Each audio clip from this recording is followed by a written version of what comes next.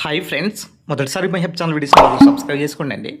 Free mentorship ప్రోగ్రాంలో భాగంగా already మనం 12 క్లాసెస్ కంప్లీట్ చేసుకున్నామండి.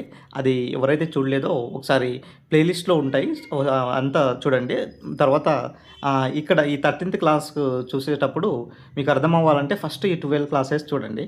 ఇంకో విషయం ఏంటిదంటే మేము డైలీ కరెంట్ అఫైర్స్ కూడా పోస్ట్ చేస్తున్నాం, టెలిగ్రామ్లో ఉంటుంది.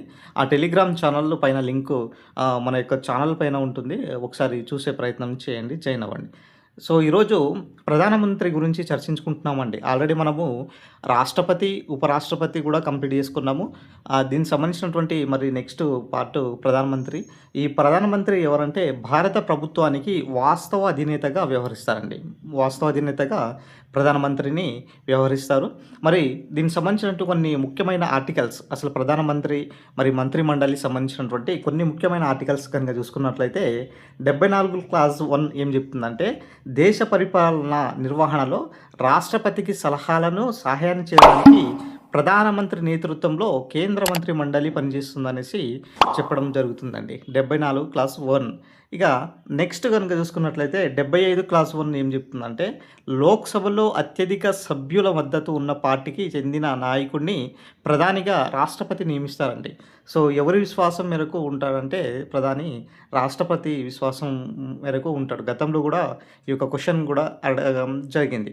సో ఈ నేపథ్యంలో 75 క్లాస్ 1 ఏం చెప్తుందంటే లోక్సభలో అత్యధిక మద్దతు ఉన్నటువంటి పార్టీలు ఉన్నటువంటి నాయకుడిని ప్రధానిగా నియమిస్తారనేసి ఈ 75 క్లాస్ 1 చెప్తుంది. అదేవిధంగా 75 క్లాస్ 1 ఏలో ఏం చెప్తారంటే కేంద్ర మంత్రి మండలి సభ్యుల సంఖ్య లోక్సభ మొత్తం సభ్యుల సంఖ్యలో 15% కంటే మించకుండా ఏర్పాటు చేయరాదు అనేసి, అంటే 15% కంటే మించకూడదు అనేసి ఇక్కడ ఇవ్వడం జరిగింది. నెక్స్ట్ 75 క్లాస్ 2 ఏం చెప్తుందంటే కేంద్ర మంత్రి మండలి రాష్ట్రపతి విశ్వాసం ఉన్నంత వరకు పదవిలో కొనసాగుతారు. కేంద్ర మంత్రి రాష్ట్రపతి విశ్వాసం ఉన్నంత వరకే పదవిలో కొనసాగుతారు. మంత్రిమండలిని రాష్ట్రపతి తొలగించవచ్చు అనేసి చెప్తుంది 75 క్లాస్ 2. అంటే నేను మొత్తం సోది వ్యవహారం చెప్పకుండా డైరెక్ట్ మీకు ఎగ్జామ్ పాయింట్ ఆఫ్ వ్యూలో టైం వేస్ట్ కాకుండా ఓన్లీ ఇంపార్టెంట్స్ మాత్రమే చెప్తున్నానండి. సో నెక్స్ట్ ఇక్కడ 75 క్లాస్ 3 ఏం చెప్తుందంటే కేంద్ర మంత్రి మండలి లోక్సభలో విశ్వాసం కాపాడుకున్నంత వరకే కేంద్ర మంత్రి మండలి అధికారంలో ఉంటుంది. అంతేకాండి, ఇప్పుడు లోక్సభలో హైయెస్ట్ ఎవరు పార్టీలు కనుక సీట్లు సాధిస్తే వాళ్ళను మరి కేంద్ర మంత్రి మండలిగా ఏర్పాటు చేసుకుంటాం, తర్వాత ప్రధాని కూడా ఏర్పాటు చేసుకుంటాం. అలాంటి లేని పక్షంలో కేంద్ర మంత్రి మండలి ఉండదన్నమాట. అంటే హైయెస్ట్ అంటే మెజారిటీ ఉన్నటువంటి సంఖ్యను బట్టి ఇక్కడ రాష్ట్రపతి గారు ప్రధానమంత్రిని ఇక్కడ ఈ నియామకం చేయడం జరుగుతుంది అన్నమాట. నెక్స్ట్ 75 క్లాస్ 4 ఏం చెప్తుంది సార్ అంటే కేంద్ర మంత్రి మండలి రాష్ట్రపతి సమక్షంలో ప్రమాణ స్వీకారం చేస్తుందండి. రాష్ట్రపతి సమక్షంలో ప్రమాణ స్వీకారం చేస్తుంది. 75 క్లాస్ 4 అండి, గుర్తుపెట్టుకోండి, చాలా మోస్ట్ ఇంపార్టెంట్ అండి. నెక్స్ట్ 76 ఆర్టికల్ ఏం చెప్తుందంటే అటార్నీ జనరల్ గురించి చెప్తుందండి. భారత రాష్ట్రపతిని నియామకం చేస్తారు. భారత రాష్ట్రపతి ఈ అటార్నీ జనరల్ను నియామకం చేస్తారు 76 ప్రకారం. ఓకేనా. మరి అడ్వకేట్ జనరల్ అంటే 165 కింద వస్తుంది, అది రాష్ట్ర ప్రభుత్వం కింద నేను చర్చిస్తానండి. అటార్నీ జనరల్ గురించి 76 గురించి చెప్తుందనమాట. నెక్స్ట్ 77 ఏం చెప్తుందంటే భారత పరిపాలన మొత్తం రాష్ట్రపతి పేరు మీద నిర్వహించాలి. భారత పరిపాలన మొత్తం ఎవరి పేరు మీద నిర్వహించాలంటే రాష్ట్రపతి పేరు మీద నిర్వహించాలనేసి 77 గురించి చెప్పడం జరుగుతుంది. అదేవిధంగా ఇవి కొన్ని ప్రధానులు ఉంటారు కదా, వాళ్ళకి సంబంధించినటువంటి ప్రధాని పదవులు సంబంధించిన అసలు ప్రధాని ఏ ఏ పదవుల్లో మరి ఉంటారు అనే దానిపైన ఇక్కడ చూసుకున్నట్లయితే నీతి ఆయోగ్ అధ్యక్షుడిగా ప్రధాని పదవుల్లో ఉంటారు, జాతీయ అభివృద్ధి మండలిలో ఉంటారు, జాతీయ సమైక్యత మండలిలో ఉంటారు, జాతీయ భద్రతా మండలిలో పదవుల్లో ఉంటారు, అంతరాష్ట్ర కౌన్సిల్ చైర్మన్ కూడా వ్యవహరిస్తారు. అదేవిధంగా జాతీయ జనాభా నియంత్రణ మండలి అధ్యక్షుడు కూడా ఉంటాడు. అదేవిధంగా అన్ని రాష్ట్రాల ముఖ్యమంత్రి సమావేశానికి అధ్యక్షులు కూడా ఉండడం జరుగుతుంది. ఇవి ప్రధానమంత్రికి సంబంధించినటువంటి పదవులు. అంటే ప్రధాని ఈ సంబంధించినటువంటి ఈ పదవుల్లో కూడా ఉంటారండి. సో ఇక్కడ చూసుకున్నట్లయితే మరి ప్రధానమంత్రులు ఇప్పటి వరకు ఉన్నటువంటి జాబితా కనుక చూసుకున్నట్లయితే ఎస్పెషల్లీ మనకు ఫస్ట్ ప్రధాని జవహర్లాల్ నెహ్రూ అండి.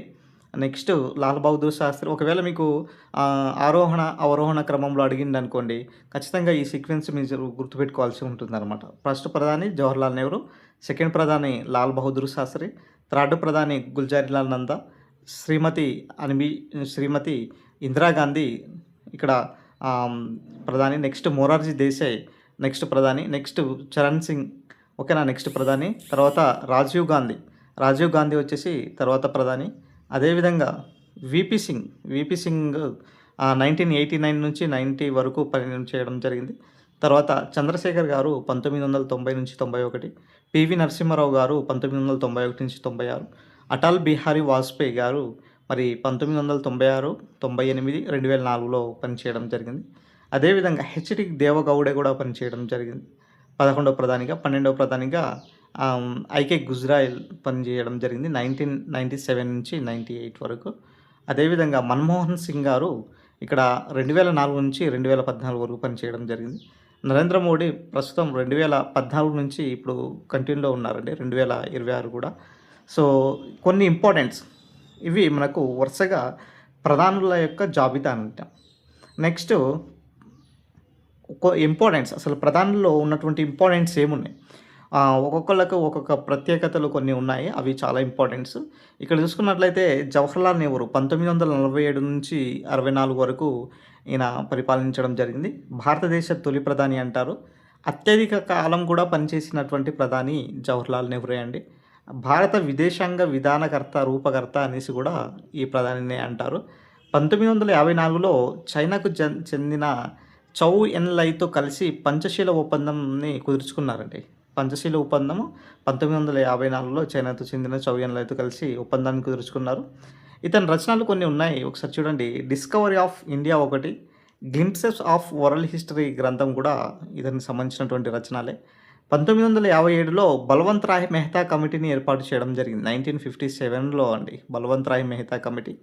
భారతరత్న అవార్డు పొందిన తొలి పిఎం అండి. భారతరత్న అవార్డు పొందినటువంటి తొలి పిఎం. 4 సార్లు పిఎంగా ప్రమాణ స్వీకారం చేశారండి. 4 టైమ్స్ పిఎంగా ప్రమాణ స్వీకారం చేయడం జరిగింది. నెక్స్ట్ 1953లో కాకాసాహెబ్ కేల్కర్ నేతృత్వంలో మొదటి వెనుకబడిన తరగతుల కమిషన్ ఏర్పాటు చేయడం జరిగింది 1953లో అండి, గుర్తుపెట్టుకోండి. అదేవిధంగా 1959లో పంచాయతీరాజ్ వ్యవస్థను శ్రీకారం చుట్టారు. పంచాయతీరాజ్ వ్యవస్థను ఎప్పుడు శ్రీకారం చుట్టారంటే 1959లో. కాకాసాహెబ్ కేల్కర్ నేతృత్వంలో మొదటి వెనుకబడిన తరగతుల కమిషన్ ఎప్పుడు ఏర్పాటు చేసిందంటే 1953లో ఏర్పాటు చేయడం జరిగింది. అదేవిధంగా మరి గుల్జారీలాల్ నందా తాత్కాలికంగా పిఎంగా పనిచేశారండి. దాని గురించి ఒకసారి చూద్దాం. నెహ్రూ మరణం తర్వాత 1964లో తాత్కాలిక పిఎంగా 16 డేస్ పనిచేశారండి గుల్జారీలాల్ నందా. దేశంలో 2 సార్లు తాత్కాలిక పిఎంగా పనిచేసిన వ్యక్తి ఎవరంటే గుల్జారీలాల్ నందా గారే. నెక్స్ట్ వచ్చేసి థర్డ్ ప్రైమ్ మినిస్టర్, అతని పేరేంటంటే లాల్ బహదూర్ శాస్త్రి అండి. లాల్ బహదూర్ శాస్త్రి. ఇతని నినాదం ఏంటిదంటే జై జవాన్ జై కిసాన్ నినాదాన్ని ఇచ్చారు. జై జవాన్ జై కిసాన్ అనే నినాదాన్ని ఇచ్చింది ఎవరు అంటారు, లాల్ బహదూర్ శాస్త్రి. విదేశాల్లో మరణించిన ఏకైక ప్రధాని కూడా లాల్ బహదూర్ శాస్త్రి అండి. నెక్స్ట్ పాక్తో కలిసి తాస్కెంట్ ఒప్పందంపై సంతకాలు చేశారు. అదేవిధంగా సియాచిన్ రేఖ గురించి 1966లో పాకిస్తాన్తో తాస్కెంట్ ఒప్పందం చేసుకున్నారండి. 1966లో సియాచిన్ రేఖ గురించి పాకిస్తాన్తో ఎప్పుడు తాస్కెంట్ ఒప్పందం చేసుకున్నారంటే 1966లో అండి, గుర్తుపెట్టుకోండి. లాల్ బహదూర్ శాస్త్రి గురించి ఇవి ఇంపార్టెంట్ అనమాట. నెక్స్ట్ ఇందిరాగాంధీ అండి, మోస్ట్ ఇంపార్టెంట్ అండి. ఖచ్చితంగా ఇక్కడ క్వశ్చన్ కూడా అడిగే అవకాశం ఎక్కువ ఉన్నటువంటి మేజర్ ఏరియా. తొలి మహిళా ప్రధాని అంటారు ఇందిరాగాంధీని. తొలి మహిళా ప్రధానిగా పనిచేశారు. 4 సార్లు ప్రధానిగా ప్రమాణ స్వీకారం చేశారు. ఈమె గరీబీ హఠావో నినాదం ఇచ్చారండి 1971లో. గరీబీ హఠావో నినాదం. 20 సూత్రాల పథకం ప్రవేశపెట్టారు. బ్యాంకుల జాతీకరణం గురించి ప్రవేశపెట్టారు. రాజభరణాల రద్దు, గురించి కూడా చేశారు. క్వెషన్ అడుగుతారండి మీకు. రాజభరణాల రద్దు ఏ ప్రధాని టైంలో జరిగింది? లేకపోతే 20 సూత్రాల పథకము ఏ ప్రధాని టైంలో జరిగింది?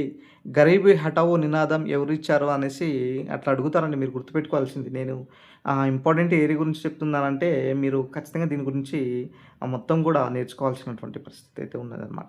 అదేవిధంగా ఇక్కడ చూసుకున్నట్లయితే అన్యాయ హఠావో నినాదాన్ని కూడా ఇక్కడ ఇచ్చింది అనేసి ఇక్కడ చూడడం జరుగుతుంది. నెక్స్ట్ ఇక్కడ జాతీయ అత్యవసర పరిస్థితిని ఎక్కువ సార్లు ఎవరు విధించారంటే ఇందిరాగాంధీ టైంలోనే ఎక్కువ సార్లు విధించారు. అత్యధికంగా జాతీయ ఏదైతే అత్యవసర పరిస్థితి ఉందో 37 సార్లు అంటే అత్యవసర పరిస్థితి ఎక్కువ కాలంలో జాతీయ అత్యవసర పరిస్థితి ఇందిరాగాంధీ ఉంది పాలనా కాలంలో విధించారు.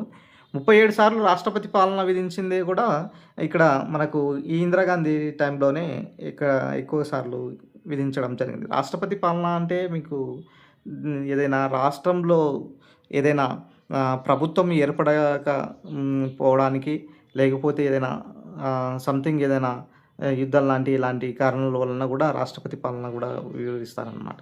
నెక్స్ట్ 1971లో రష్యాతో 20 సంవత్సరాల శాంతి ఒప్పందం చేసుకున్నారండి 1971లో. 1972లో పాక్తో సిమ్లా ఒప్పందం చేసుకున్నారు.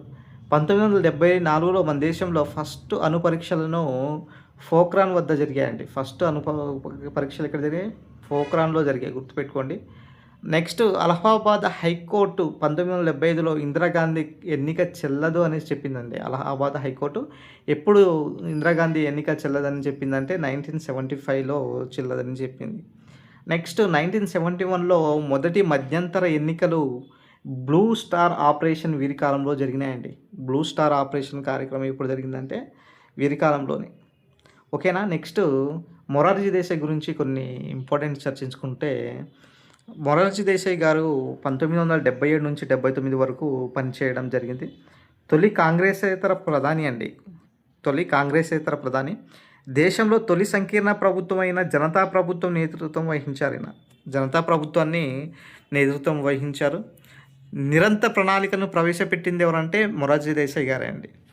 పంచాయతీరాజ్ వ్యవస్థను, స్థానిక సంస్థల పునర్నిర్మాణం గురించి అశోక్ మెహతా కమిటీని కూడా ఈయన నిర్మించారు. నెక్స్ట్ వచ్చేసి బ్యాంకుల జాతీకరణ మరియు రూపాయి విలువల తగ్గించుట నిరసిస్తూ ఇందిరాగాంధీ ప్రభుత్వం నుండి రాజీనామా కూడా చేయడం జరిగింది. బ్యాంకుల జాతీకరణ మరియు రూపాయి విలువ తగ్గించడం, సో ఇలాంటి కారణాల వలన కూడా మరి మొరార్జీ దేశాయ్ గారు ఇక్కడ రాజీనామా చేయడం జరిగింది. ఇది ఓవరాల్గా మనకు కొన్ని కాన్సెప్ట్ అండి ప్రధానమంత్రికి సంబంధించినటువంటి. సో మిగతా సంబంధించినటువంటి వీడియో ఎక్కువ లెంత్ అవుతుందనేసి మరి నెక్స్ట్ పార్ట్లో చూసే ప్రయత్నం చేయండి. ఇంకా మా ఛానల్ని ఎవరైనా సబ్స్క్రైబ్ చేసుకోకపోతే సబ్స్క్రైబ్ చేయండి సార్. Thank you friends.